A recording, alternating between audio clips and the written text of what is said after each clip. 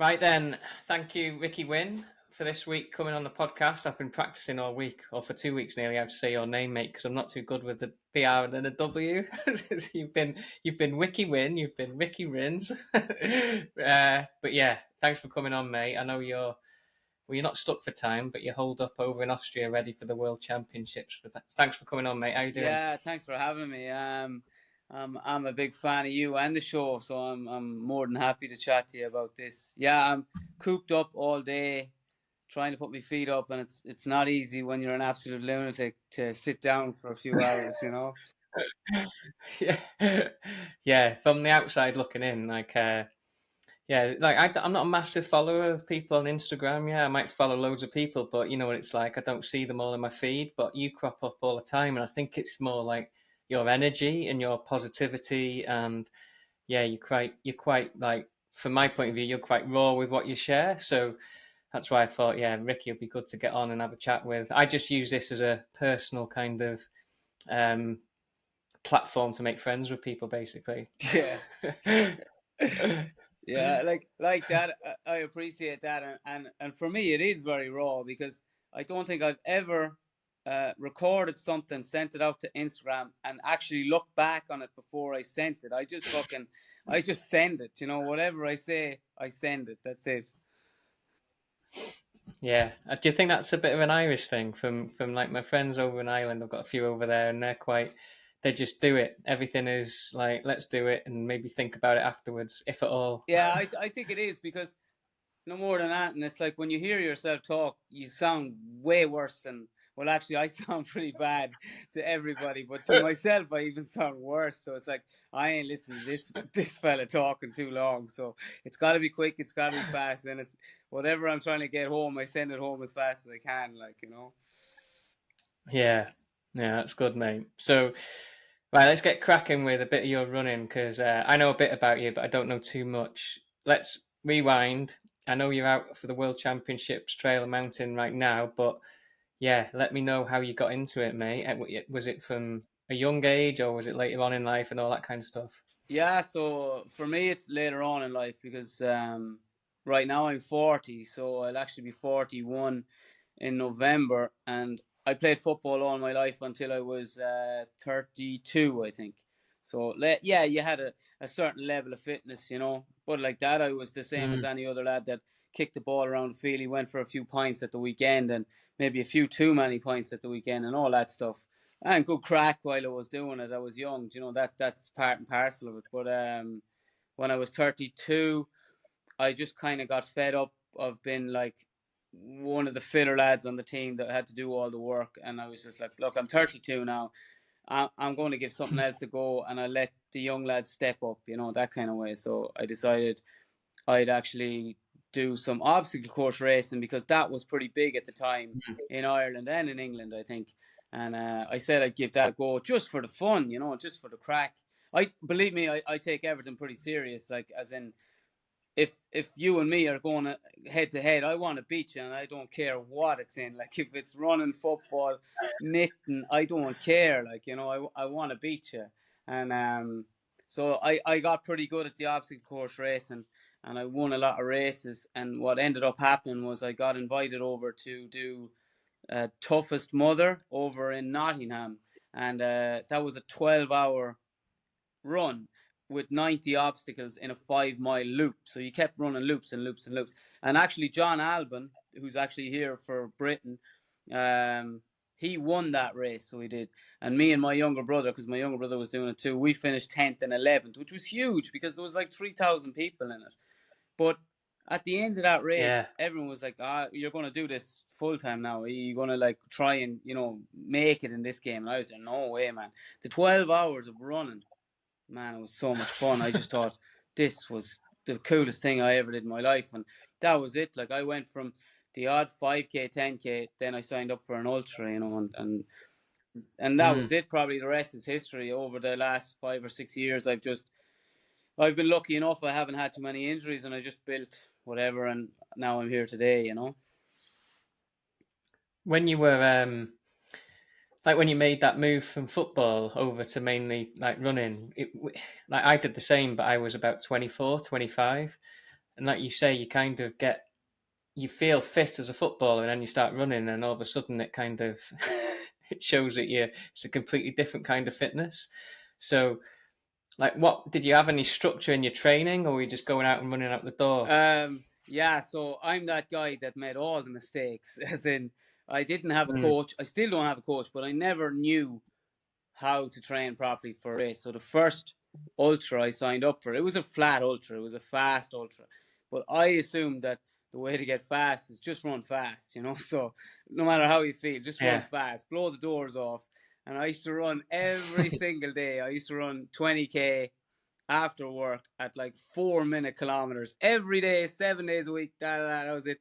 And I got so many injuries, but I thought, yeah, it's normal. You're supposed to do this because I watch YouTube videos of Americans falling around the place, and that's obviously how Yeah. you do it, you know. So I had like a lot of tendonitis issues and stuff like that, and then the more racing I did, the more knowledge I learned, I suppose, from other athletes, you know. And then I just picked up stuff. I Mm. did a bit of research and figured out, look, there's a better way to train, you know. So yeah, I definitely made a lot of mistakes along the way. I think it's a good way of doing it, though, isn't it? Like, I'm 40 this year, so we're similar age, as in, like, when I was learning and trying to absorb everything about running, it wasn't on social media. There wasn't like Instagram and stuff. So the learning was from either other people or like forums or the odd magazine, or just going out there and fucking it up basically time after time until you go, hang on a minute, like let's read a book or something Yeah, like that. So, like, anyone that comes into it now, it's not their fault. But if you've just got an endless stream of advice on Instagram, me included, giving it out, it's hard, isn't it? Because you're almost trying to skip those steps of finding out about your own body, almost, I think. yeah, exactly. Like if I had a coach back then, and the reason I probably didn't have a coach is because I probably was too tight to pay for a coach. You know, it's like, nah, I'm not giving someone €50 a month to tell me to go running when I want to go running on my own. You Yeah, know, so because the motivation was there. You didn't need that yeah, yeah, motivation. and like if I had someone holding my hand and telling me what to do, yeah, I probably wouldn't have got those injuries. But you know, I think I would have went down the road of having a lot of limits on what I could and couldn't do, you know. And I think for me personally, I wouldn't have enjoyed that. I don't think, you know. That's just for me, like, you know. Mm, yeah, it's different.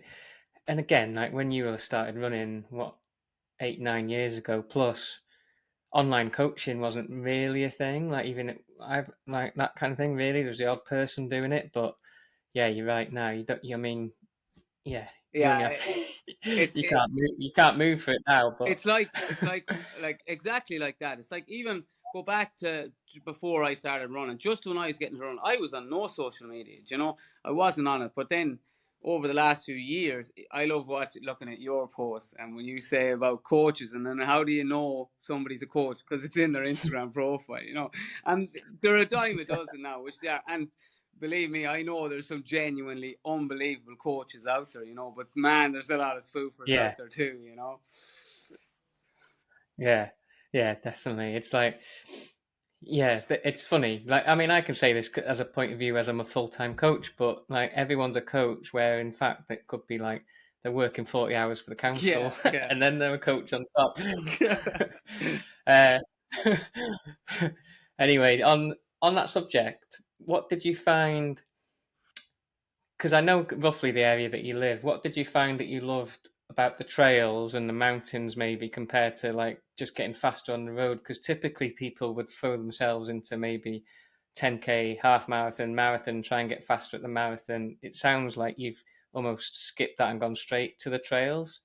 Is that Yeah, right? like again, like I did dabble in like a few 5Ks and 10Ks, and like I love running on the road and I love running fast, but you know, as soon as I started, I just by looking at other videos and stuff like that that I would have seen maybe on YouTube or something like that, there was a draw to the hills and the trails, you know, that the road wasn't Mm, giving me, and it was like, that just looks like so much fun, you know. And I know everyone says that. It's like everyone goes, oh, I love the mountains and I love this, mate. I'm like, honestly, I could tell you all the places in Ireland I've ran, but I wouldn't be able to tell you the names of the mountains because, you know, I'm not that mountain lover guy. I just love running. I just love running in that kind of a terrain, that kind of, and getting into that kind of a flow where it's just you're hammering up a Mm, hill or you're hammering down a hill, and I just think it's very, I know it's very freeing. You know, it's like there's no real restrictions. You're not having to look at your watch and be wondering about times and splits and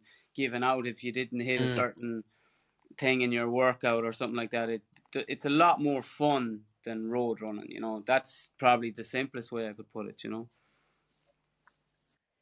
And I know recently there might be a bit of a change, which I'll ask you about later, but you're a carpenter by trade, is that right? So you've got like a manual job, and you have always had that. Like, this is something I find with either people that I coach or friends that have been in running for a long time.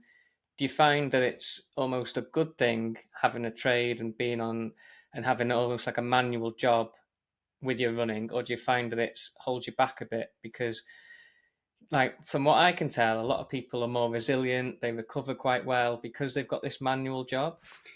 Yeah, like I do have this conversation a lot, and I have obviously I have pros and cons to it, right? And I always sometimes Mm, I give out that, geez, man, my job is that much harder than everyone else's, and I'm having to, you know, every time I go for a run, I'm tired and I'm exhausted and this, that, and the other.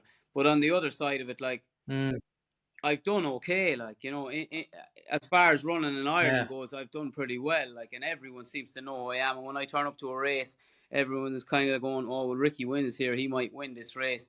And I think a lot of that stands to that I'm tougher than most people because most people don't do what I do for a living, and and in certain parts of the race when the thing gets hard, I do always think about stuff like that. Go, mate, you ain't fucking swinging a hammer 10, 12 hours a day like me, you know. So you need to be very, very, very tough to beat me, you know. And that's just a mental thing, you know. And but at the same yeah, time, I'd like the happier medium, like and where this conversation might go is I think I'm nearly on to that where I'll be doing a bit of this and a bit of that and I'll have that happy medium, you know?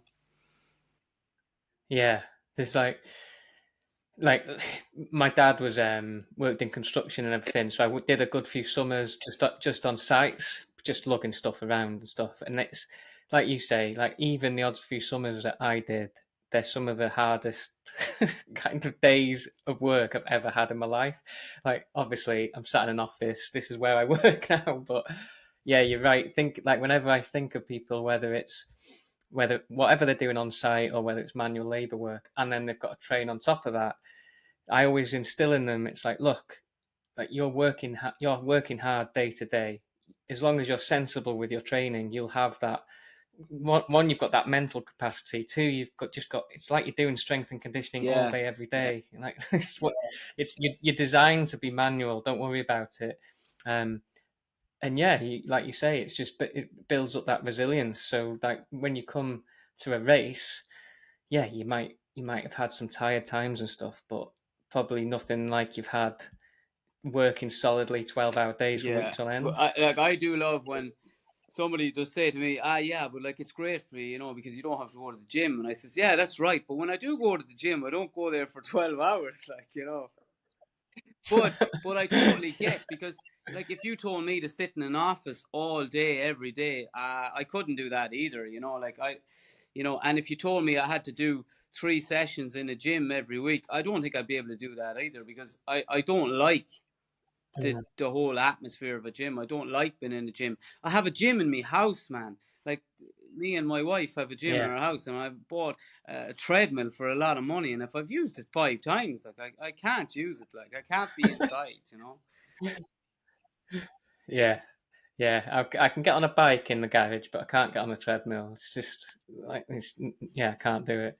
So what was the first ultramarathon you did, and how did you get on Yeah. in it? So the first one was it was a road ultra, and it was a 50K in like a forest, and it was loops. It was 5K loops, and I thought that'd be a good one to start with because I can crew myself. You just put a table down, and you just have all your gear on a table, so whatever you need.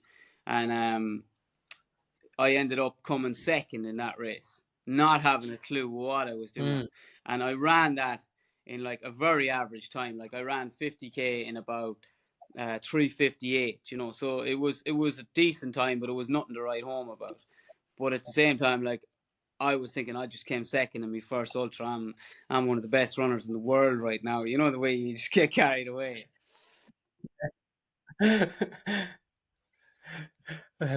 When you did that 50k and finished second, was the overall feeling you were happy with it, or were you far away from first, or were you chomping at the bit to go and Well, win a my race IT then? band was that sore after it because I wrecked myself in the training because I was running fast every single day. You know, I kind of was in a bad way for a few weeks, but yeah, I was definitely What have you got today, Ricky? Just an hour at 4 minute that Ks. was What have you it. got Yeah, tomorrow? Just an because hour four. that was the race pace I was trying to do. Like, so I thought I just want to train at that every day for a couple of weeks. Like, but Hmm. yeah, when I was finished, I was definitely hooked. Like, I was going, yeah, I got to do something. And then the next race I signed up for was I think it was the Maxi race in France. Yeah, so it was the Maxi Yeah, race in Annecy in France. That was the first proper mountain ultra I did, and that was, I've done yeah, that it one. was It's really good, isn't good. it? 85k, 5,500 meters. And my two Yeah, brothers do this too. Like, so yeah. the three of us did it together. Did you No, stick no, we together, did or did not. you run No, your own? no, Or no. you We're competitive three between each brothers, other? man. We don't. Yeah. What do they think about how far you're taking it now, kind of thing? Because they must be pretty decent. Well, Yeah, I'm yeah. But assuming, like but we'd are say, they? they're good runners. Like, the only difference between me and them, I think, is that they've got a couple of kids. Like, my older brother, he's got three kids, and my younger brother's got two kids. And I don't know. I think you throw. They both, like, they both had manual labor jobs as well and stuff like that. And you throw kids into that mix, Yeah, training gets hit. Now, in fairness, my younger brother, he's actually still very, very strong. Still manages to put in some good training, and he actually finished fourth behind me in the Oslo Eco Trail only a couple of weeks ago. So he's solid. Like, so if I slip up at all, he's coming for me. Christmas is that Nah, nah. competitive? In fairness, we're pretty good. Like, because we don't get to do stuff Yeah, together that often. So anytime we get to train together is good. good times. Like, yeah. That's good, mate. Yeah, it's yeah, it must be nice having your brothers part of running as well, because like when you're going out there now, you're representing Ireland. It's like they're Yeah, right behind you, I exactly. imagine. Like, they're both texting me all day today and stuff like that, and they're as excited as I am. So that's very cool. Like, yeah, You'd have preferred football, I imagine, but the yeah. running will Well, have to to be honest, do it's funny. representing Like, yeah, Ireland. I would have said football was always number one, but since I started this, I'd be like, I'm a runner, not I can't even remember hardly playing football. That kind of way. It Yeah, consumes you, like it. like It I've got totally consumes you. yeah. Like I used to train football 3 times a week, have 2 games on the weekend, Saturday, Sunday, all the way up to like age 24, 25. And like you said now, I've got a 7-year-old and a 5-year-old. They're just going to football and stuff now.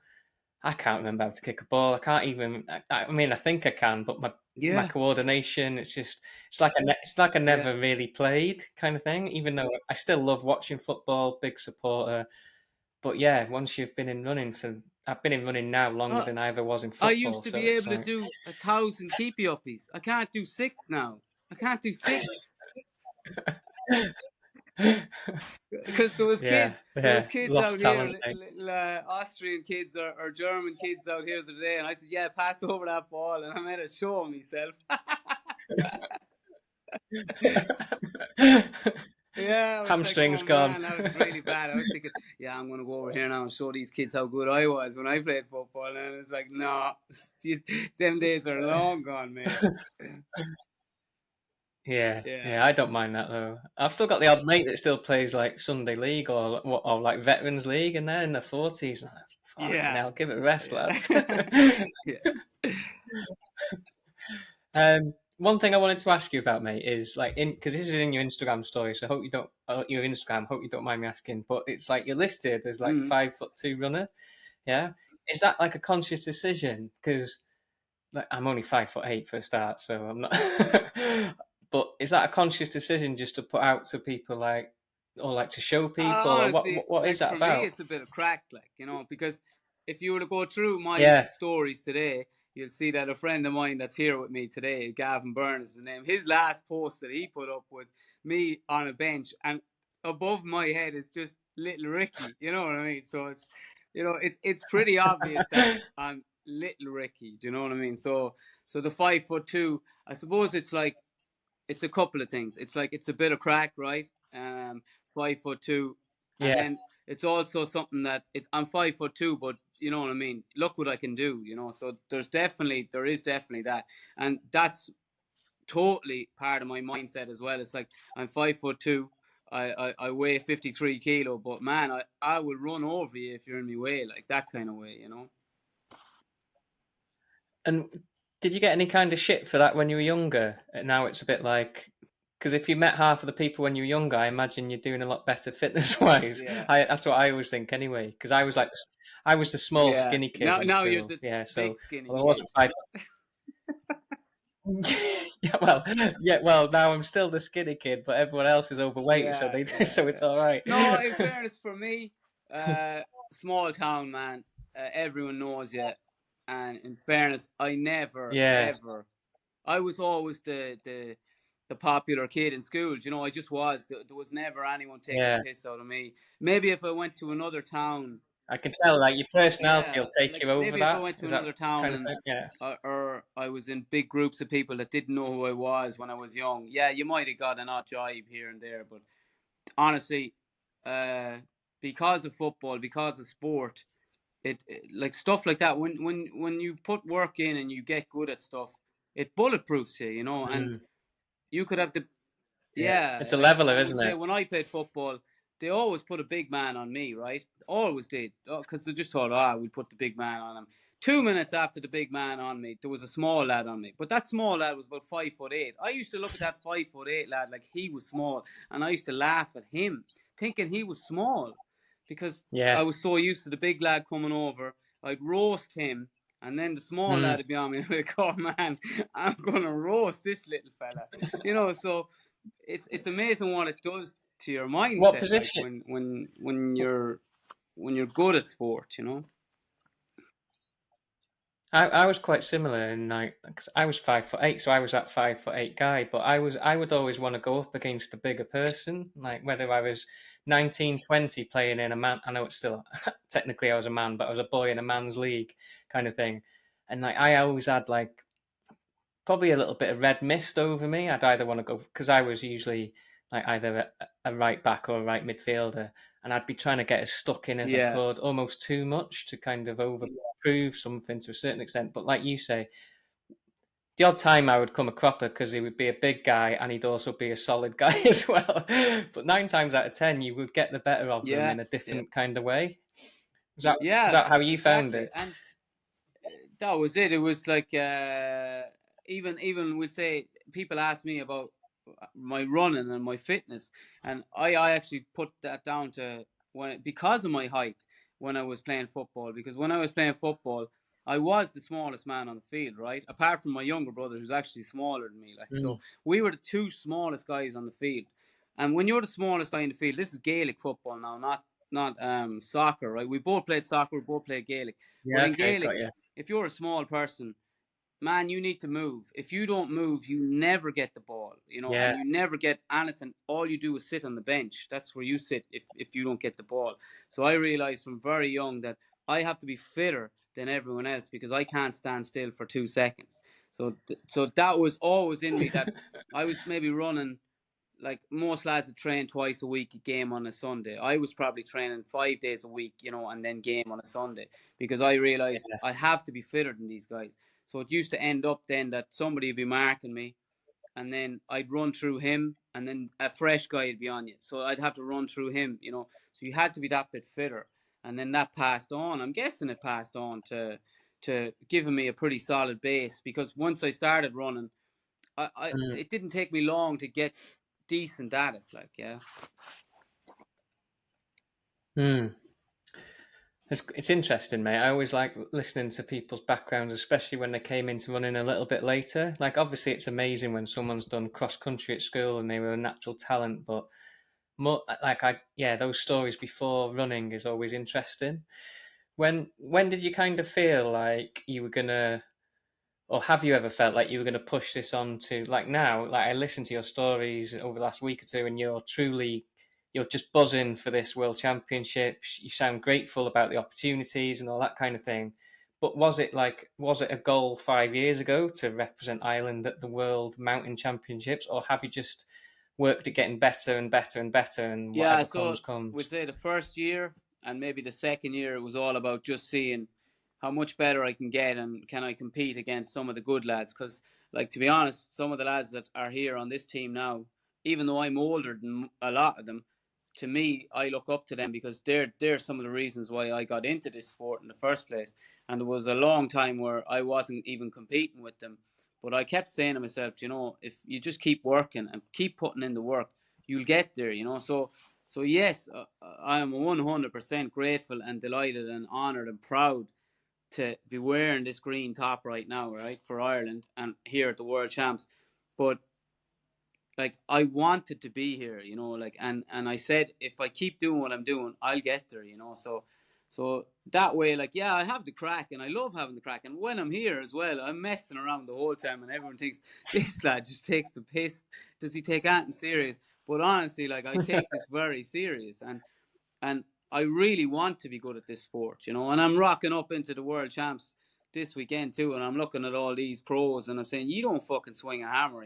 So I'm coming for you too, like. It's not in your kit, is it? Don't tell This anyone. hammer. Don't tell anyone. Uh, so right, tell me more about the race that's happening. Is it tomorrow Yeah, or is it so Saturday? my Tomorrow, race is is it?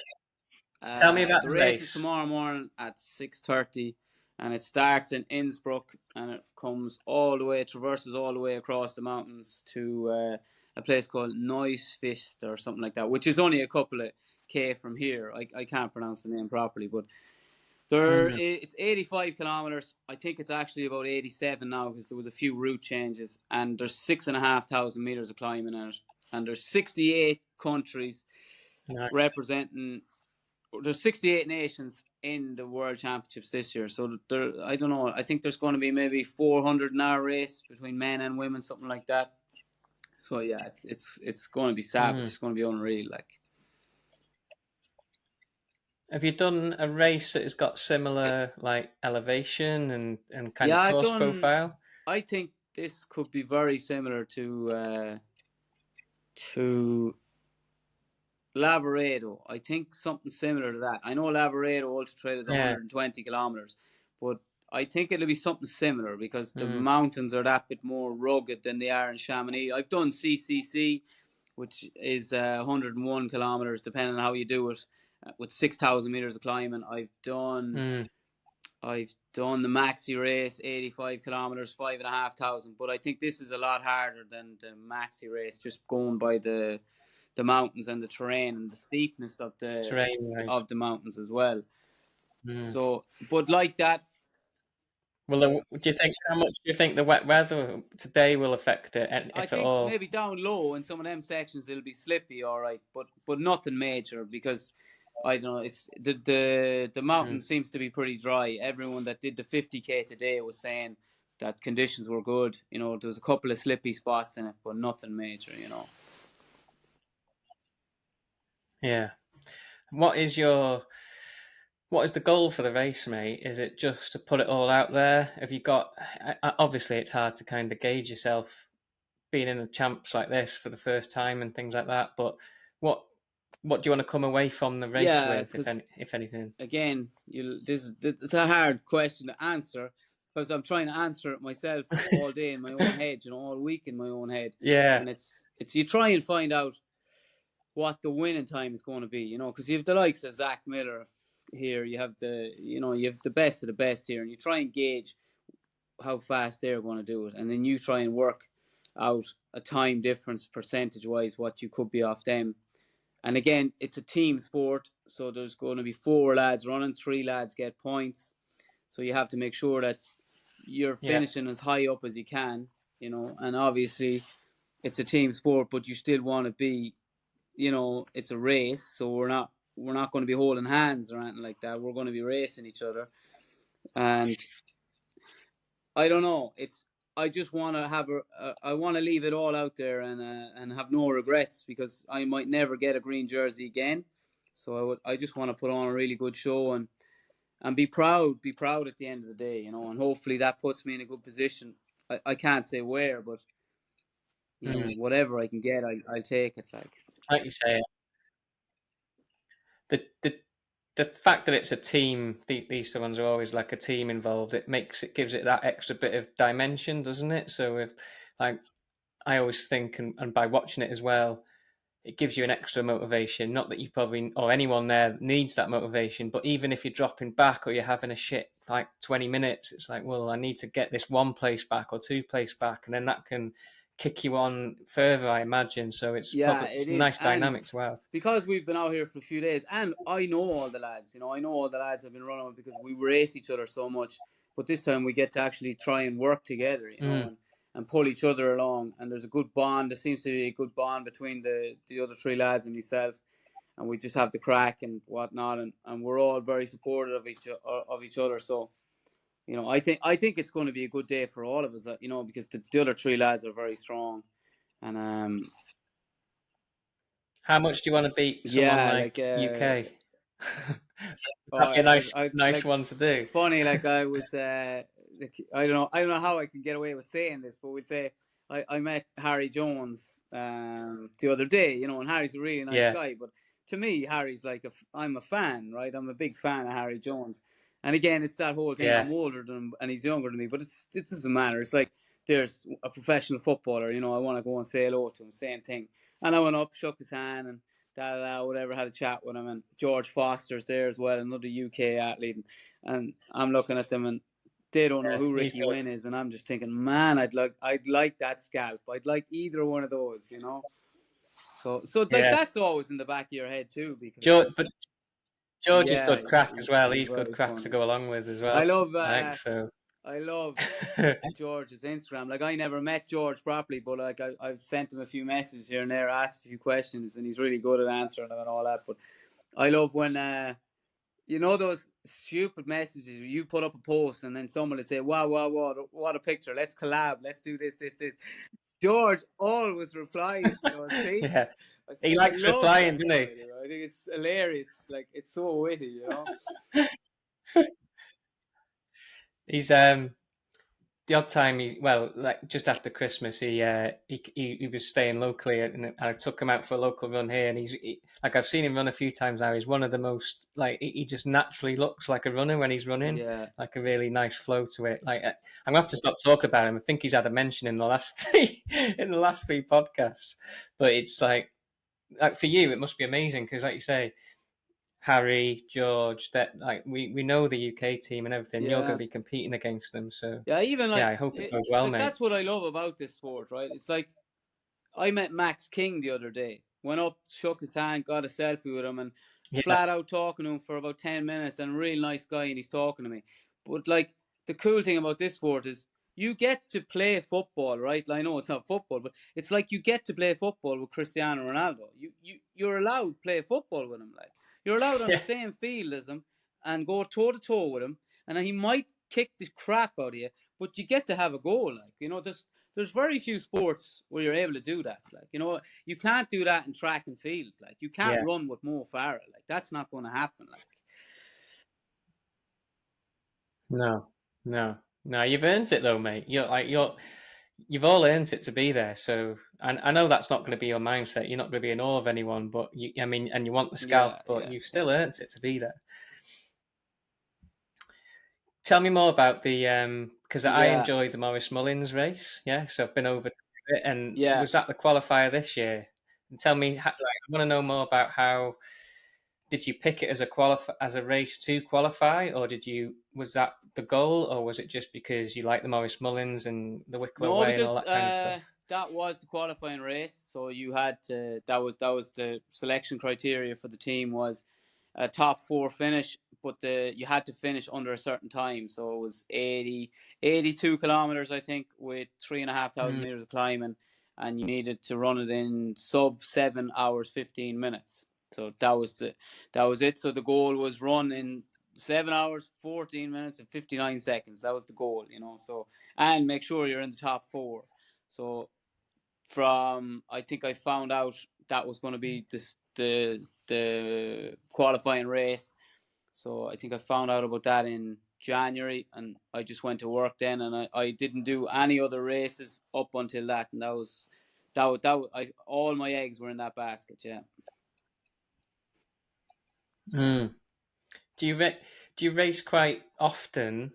Usually, up until this point, will you be like racing every couple of months or whatever, just because you love racing, and you change tack for this race, or is that, or do you usually pick a goal race Yeah, when I and really first work up started, to them? I raced a lot because I just was new and it was fun. But then I realized, look, I'm pretty good at the long stuff, and if like I kind of say anywhere from 50k to 100k, maybe 120k, I'm pretty good.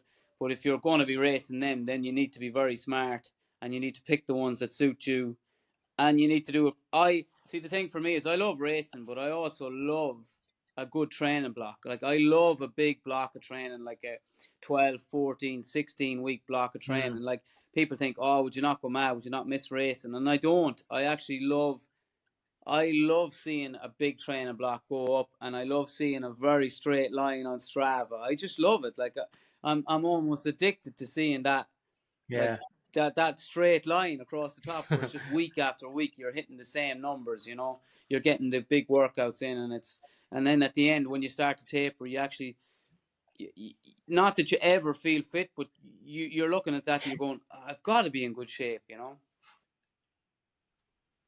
Yeah, that's your evidence, isn't it? Like people talk about confidence, but that comes from the evidence of training. And when you can do that, and Strava makes it easy, like you say, but that is your evidence Yeah, there, and that gives you the confidence. When you've got a graph that looks up and down for the past 12 weeks, yeah, it's no wonder that you're not as yeah, confident that's going it. into the Yeah. So, race. and I kind of need that. Like if I thought I wasn't getting that training in, if it was a bit up and down and a bit broken, I don't think I'd be as sure come race day. I definitely wouldn't. Yeah.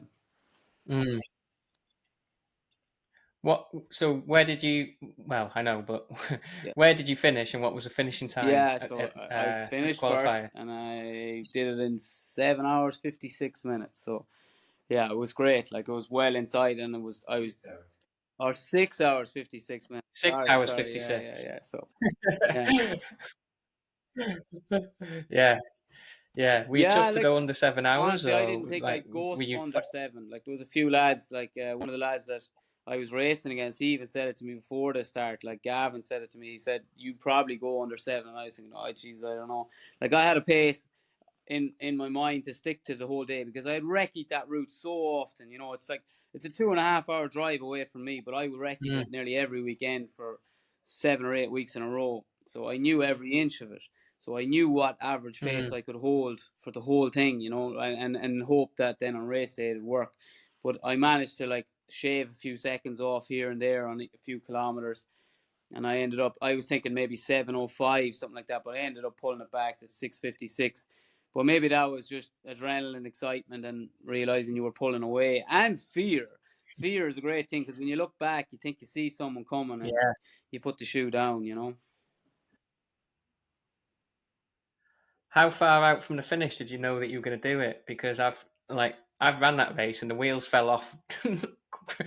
Like it wasn't that far to go, and it ended up being horrendous. So how far out Yeah, did well, you in could you in hold your this one, excitement in? you had to, because they had to get more elevation, and you had to go up Joust twice. So you had to go across Joust on the way out and go up Joust on the way back. And when we went up Joust on the way Ah, back, that's when I knew I have it. I think I have it. Because from there it's a pretty much yeah. downhill. It's a couple of k, and you're finished. And from there, I kind of knew it. And yeah, I didn't start laughing and Hmm. smiling and jumping around until the last couple of 100 meters, but I felt I had it there and then. Did you celebrate in No, I what is it, the didn't. I Johnny didn't. I Foxes? didn't. Is I that didn't. right? No, I was actually down in Greystones. I went down to Greystones. I had a couple of pints with a few lads. I had 4 pints. I nearly fell into the pints. Yeah, good on you, mate. Um, yeah, what does I won't keep you too much longer, but what does a typical week look like on top? Obviously, you got your working week, but what does your training week look like? Is it high volume or is it specific sessions Yeah, or is it for a mixture me, of both? because of my job, I don't think I can hit the sessions. If I obsessed about the sessions all the time, I wouldn't hit them, and if I didn't hit them, I probably wouldn't enjoy them. So most of my running is like, I do a lot of like progression runs. So Monday's probably easy, and Tuesday's a progression Mm, run, Wednesday's easy, Thursday's a progression run, Friday's easy, then Saturday and Sunday. So I kind of make my long run on a Saturday with I put a lot of like tempo hill work in. So I'd be like 5 minutes off, a minute on, 5 minutes off, 5 minutes on. And I think for ultra running stuff mm, like that works really well because it's more real world. It's more what you're actually doing in a race where you're pushing hard for 5 minutes and then you can yeah, maybe have a descent where you can take it easy or something like that. So I do a lot of that, and then I probably back it up with another. it's not just Yeah, and like then a long, I do slow a lot slog. of like where I do something like that, and then the next day I'll have a pretty hard effort the next day after that as well, because I think that's good to do as well. But it all depends. Mm, Like honestly, it all depends on the working week. It's like what I say. It's like when people say you don't have a coach, and I says I don't think I could have a coach. I think I'm uncoachable. Like there'd be days where I'd be working where I could be 16 hours swinging over a solar panel on a roof, and then I go and run 20k. Like I can't run mm, that 20k with 5 by 1k in the middle of it. So I might just do that 20k and bank miles and volume. And I think volume works really well for me. And I seem to have found a sweet spot where yeah, I used to try and do 100-mile weeks. Didn't work. I got injured all the time. So I found that sweet spot where 120k a week and maybe 3,000, 3,500 meters of mm, climbing. Depending on if I was training for something specific, I might up the volume or maybe up the speed work. But about 120 kilometers a week, three and a half mm, thousand meters of climbing, and I never get a niggle. I never even get a sore toe. So I seem to have found that sweet spot where I can go to work and I can train and I can enjoy it all. Like, yeah, good stuff. So let's touch on um, if you're okay to speak about it, like how things might change in future. Because I only know from looking at your stories and stuff, and you went out to Chamonix recently and stuff. So tell me about like that opportunity yeah, and like, what might again, be it's going on. it's nothing. It's nothing groundbreaking. It's just there's a guy. I'm part of like the Hoka Racer team, and there's a guy I met over the last few years who's got a brand management company, and he deals with Koros, Hoka, and a couple other companies like Mammut and stuff like that. And he just reached out to me a few months ago and asked me would I be Mm, interested in working for him and maybe do 2 days a week. Because again, it's just him being a real sound fella. He sees what I'm doing. He likes what I'm doing, and he's saying it'd be great if you could do this and maybe do this, and you'd have more time to train. It'd be a bit more flexible. So I'm going to be a sort of a main agent for Compress Sport and Koros in the south of Ireland, and as well I'll be selling like stuff like Say Sky and Hoka as well in the south of Ireland as well. So I was over in Chamonix for the launch of Compress Sport, and then we'll be working with other little companies like you wear their hats as well, Vaga. So hopefully I'll be working with Vaga as well and bringing them to Ireland as well, and that'll be it. Where I'll be doing 2 days a week yeah, for now with this company and 2 days a week doing what I do, and then that'll be the happy balance. And then maybe down the road it'll be 3 days, 4 days. It could be a permanent gig. So it's very early days, but I'm excited about it. Like, yeah, yeah, no, it's exciting that, mate, and it gives you a bit of a whether it's a bit more flexibility or it just allows you to be because obviously to be doing what you do for so long you either love it or you're or you love yeah, what it can provide for you, that kind of thing, I always say, kind of thing, yeah. So like I guess it would feel very weird if you just dropped tools that and then went into this whole new world. So it's probably a great way for you just to immerse yourself a bit more in running and something yeah. And it's exciting it's without like too much pressure, I because they're imagine. taking a chance on the likes of me as well. Yeah, I can talk lots of crap and all that stuff. But I mean, school wise, I wasn't very good in school. That's no lie. So we'd No, say, no was I. Well, mate, I don't pay for my chorus. I work with yeah, chorus, yeah, and I'm sure you could exactly. sell me a chorus. So I take my hat off to the lads for giving me that chance, But at the same time, they must see something in me that I can talk the talk, and I can, and I love tech. I do love tech, and I Mm, love gear, and I love all that stuff. So, and it's a way out as well. It's like, okay, right now I'm still fit and healthy, and I can pick up the hammer, right? But every day I run, I seem to be getting lighter and lighter, and stuff's getting heavier and heavier, and and uh and I don't want to be doing this when I'm 50 or 60. I want to be running when I'm 50 or 60, but I don't want to be uh, picking up the hammer and banging in nails when I'm 50 and 60. So this is definitely another door open, and I'd mm. always say if someone opens a door for me and I get my toe in it, I'm going to kick the door.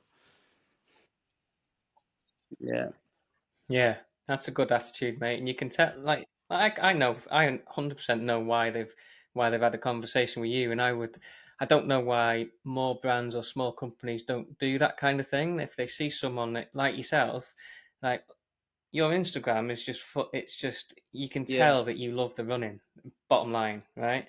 There's lots of people that will put out running content that I can see that they're not 100% in running. It's just like what they post on their Instagram, maybe, yeah.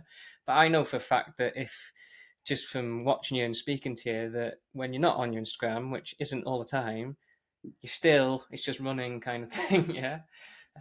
You're immersed in it, so yeah, why wouldn't you yeah. want My to wife be mightn't agree with involved you in it there. more? Now she mightn't think that's a great thing now, but when you're planning your holidays and all you're doing is planning training weeks, yeah. Oh, that'd be a great place to train, wouldn't it, babe? Yeah, yeah. Well, you can have your list of jobs at home might Yeah, increase yeah. now that you. Yeah. Um. So what? Right. Let's. I know we're all over the place. Like this race tomorrow, obviously, massive race, and yeah, I'm sure it's going to go well. What's going to be after this, mate? What plans have you got, racing wise or training wise? Are you someone that takes some time out after a race Yeah, like I this, or are actually you have a straight great back summer into it? ahead because I'm going back to do the CCC this year again, and I just again I saw an Mm, opportunity that worked out well between the two jobs, and this is in advance. I was able to take a month off, so I'm taking the month of August off, and I'm going to Chamonix to sleep in a tent and train there, and live the pro life, nice. but out of a tent and have the crack, And there's a friend of mine coming over, and we're going to Mm, run the Tour de Mont Blanc just in training. And then Then my wife comes over, and she's going to help crew me at mm, the race. So that's the next big one for me is CCC. So once this is done, I'll take a bit of time. Yeah, I might take like a week or two off, but I'll be straight back yeah. on the bike, or I'll be back running, depending on how I feel after it. Like, I'd like to tell you today that I'll be so broken after this race because that I need 2 or 3 weeks off. But that's if I do this race right, that's what I need. Like, yeah, Yeah. That's what you always want, isn't it? It's weird. I almost like you almost crave to feel like that after a race because you know you've done a good job. Like I've had races where they've gone crap and you're like up and running within 2 days kind of thing, and it's like, and that's a good sign that things didn't go well. And I almost like that feeling afterwards where you're completely broken and you know you've done a good job, which is weird because like you have those times where you're just like nosediving in energy and you're eating all kinds of stuff and it's not a great place yeah, to yeah, be, but exactly, that's what yeah, you want yeah, to feel like after a race. yeah, CCC. I've had to look on your DUV, so I know. But how did you get on last yeah. time? And Like, I is finished the aim inside to the do a top bit better? 100 in that, and like for me that was nowhere near good enough. It just wasn't. I was my roommate there is just after coming in heard what I said. He said it was shite. So Well, I looked on your results, and it was like second, third, first, second, first, and then it was like 90 yeah, something yeah, for exactly. CCC. I So was like, like he's going to in want to my do better head, than I that. was, of course, I was hoping for a top 50, and yeah, that's kind of where I was at. But I had Yeah, such a bad day with the altitude. It kicked the shit out of me, and all I could do for 70 kilometers was drink Coke. That's all I could do was sip on Coke, and I couldn't even really hold that down. My legs felt Mhm. fine. I was able to run, but just there was very little energy, and I was like, yeah. So that's why I said this year I want to do it. Like, who knows? I could still finish just inside the top 100, but at least this time I'll know I gave it everything I have, So I want to leave no stone unturned in it. Getting out, getting out there early gives you that opportunity, though, doesn't it? If you know that altitude affects you, then yeah, those few weeks will be massive for you. And like you say, you don't have to Yeah, and even just hammer checking training out in some that of the time. It's course, just being like out it's there. just just like anything. It's like if you can do, like I always advise everyone, if you're doing a local race, make sure and recce it. Like if it's a 3 hour drive, that go and recce it. It's only a 3 hour drive, because it'll really stand to you on race day. Yeah, And if I could recce every race, I would. But unfortunately, these races abroad are expensive, and you can't afford to go over to Chamonix for a few days running around the Alps. Like as much as I'd love to. But this time I can, so I'm going to make the most of it this time. And I'm going to love it because there's nowhere mm. else I'd rather be, like, Yeah. What would suit you is that Ultra Trail Snowdonia that's near me, the 100K in that. Yeah. I think like from the races that you do and like you do well on technical ground, mate, you'd love that Well, one my to come over and roommate do that. here, he's gone now, but Gavin, he came third in UTS 100K last year. He's solid. He's a very good athlete, and he could have got me. He got me like an entry into this year's race, but just because of this race, I was like, I'm not doing it. I'm not doing that race. So I did Oslo Eco Trail instead. But definitely UTS is a race I want to do. Brilliant, brilliant. Right then, mate. Yeah. One last question. Yeah, I want to know what is going to be your Oh, pre-race meal Jesus. and Yeah, your I'm like the post-race most, meal honestly, I'm the most this boring weekend. person in the world to ask that question to. Like, my pre race meal will be, like, I'm vegan, right? So, depends on what's in the athlete's village because that's where we go for dinner. Ah, So, I would imagine it's just a massive plate of rice and pasta and some veg. And that's pretty much it. And then this is how boring Ricki Wynne is. That even my post race meal, it won't be a whole pint different, man. Like I'm not one for burgers and chips and stuff like that. I love a big massive bowl of veg with rice and hot sauce, man. Like here, I'll tell you, just before I go, I'll tell you, hot sauce goes hot on sauce. All everything. right. And everything that hot sauce doesn't go on, peanut butter goes on it. That's it. And there's a 20-minute rule. There's a 20-minute rule in my house. And if it takes longer than 20 minutes, I'm not making it. Yeah, you've retrieved it there, mate. Rice and veg wasn't Yeah, hot wasn't sauce like on that, floating and my it's boat, but it's I the can best agree with food the in the hot world. Yeah, sauce. Yeah, yeah. I just Nando's stick or Nando sauce on sriracha. everything I do, and my wife goes, Yeah. yeah, yeah, that's nice. Yeah, yeah. So if I expect a nice, a nice picture with you absolutely kind of distraught after that I race, but will with a send it bowl in to you. of I'll hot send it in sauce to you. and rice. Right, mate. Thanks for that. It's been good chatting to you, and yeah, spending an hour of your time when you're not busy right now, but I know what it's like waiting for a race to pop along. So, yeah, go and do what you need to do and Yeah, get thanks for hydrated filling and the all that good time because stuff. I So was thanks for doing coming on, nothing mate. anyway. Yeah, yeah, yeah. I'll be watching. I'll be Cheers, watching at the cheers. weekend, Thanks, mate, or Gary. tomorrow. Sorry. Appreciate it. See how you do. Yeah. Oh, one last thing, Ricky. Where where should we send people Oh that want to yeah. follow you? Send Because I'm them to sure my lots of people will Instagram. now. Your Send Instagram, right? them their granny, mammy, and dog to my Instagram at Ricki Wynne 10. Yeah. Ricky Win 10. Now Brilliant. 10 was my You were football 10th in line jersey, man. on Instagram, were you? On the Ricky Yeah, Win. yeah. Ah, nice. Okay. So, at Ricky Win 10. And yeah, Thanks, man. Thanks. yeah, Appreciate it. it's a good Thanks, account, Gary. mate. Keep it up. No worries.